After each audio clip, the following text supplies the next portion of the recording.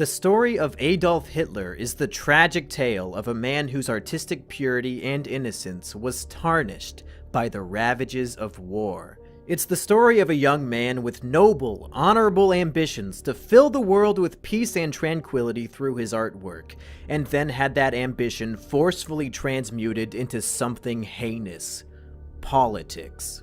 It's a story worth telling because it's one we can all relate to. This is the story of the rise, fall, and decay of Adolf Hitler.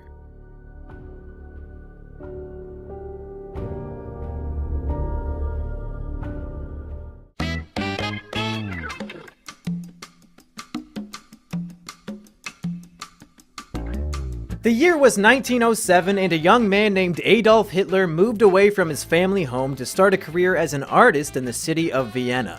Adolf was 18 years old with nothing more than the clothes on his back and the dream of becoming a world-famous artist.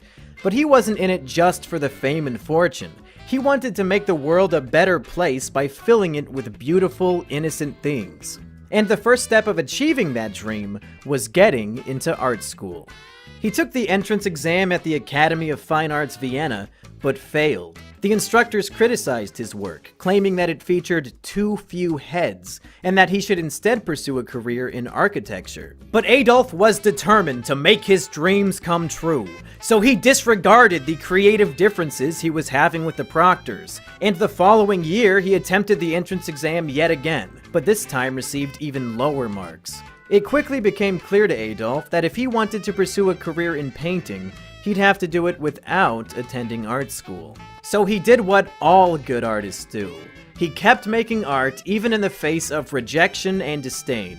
In 1909, he painted The Old Building in Stand of Trees, a remarkable piece for a 20-year-old with no formal art education. The painting featured a beautiful 4-story home that evoked a sense of warmth and security. Unfortunately, nobody was interested in purchasing the painting, but Adolf pressed onward, following up with a piece called Self-Portrait on a Stone Bridge the subsequent year. Self-Portrait abandoned the realism of the old building in favor of a dreamlike, cartoonish reflection on Adolf's inner self. Where most artists narcissistically illustrate stoic, self-important portraits to inflate their fragile egos, Adolf instead wanted to express how he saw himself in the world. Nothing more than a dreamer sitting on a stone bridge, a peaceful moment of nature that reflected his own sense of inner peace.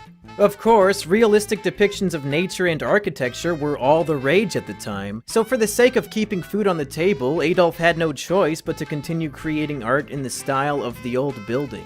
Hoping to get his big break into the art industry, Adolf loitered daily at famous artist cafes in Munich with the hope of networking with an established artist. It was there where he made a friend who got him a job illustrating postcards of famous Vienna landmarks. Although postcards weren't as extravagant as full-sized paintings, Adolf took great pride and joy in this work, as each little masterpiece was sure to put a smile on the face of the person receiving it in the mail. Adolf continued this lifestyle for the next 3 years, only finding the time to create 4 additional paintings for his catalog. These 4 paintings are among the most elegant and illustrious paintings Adolf ever made. Much like his first 2 masterpieces, these evoked a sense of calm, peace, and comfort.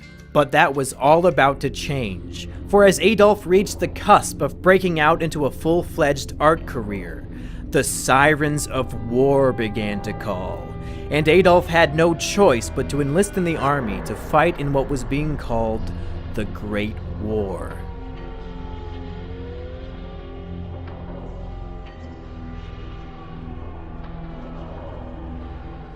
The Great War changed him. The horrors of death and destruction mutated Adolf's gentle, loving sensibilities.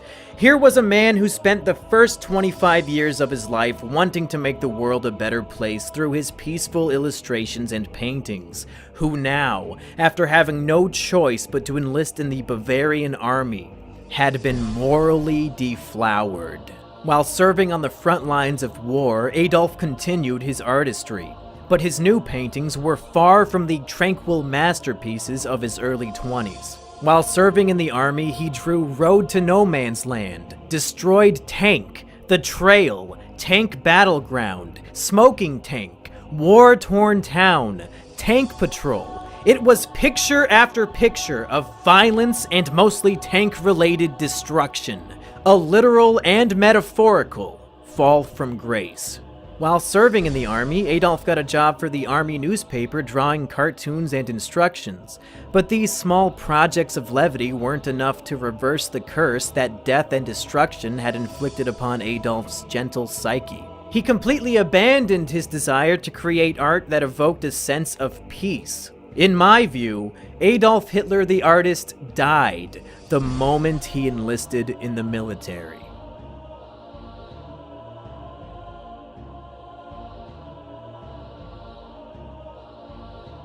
By the time the war was over and Adolf's army had won, he decided to sideline his artistic ambitions in favor of an entirely new ambition: politics. Adolf wanted to become a high-ranking politician so that he could take the steps necessary to prevent a worldwide catastrophe like the Great War from happening ever again. And tragically, he never again put brush to canvas.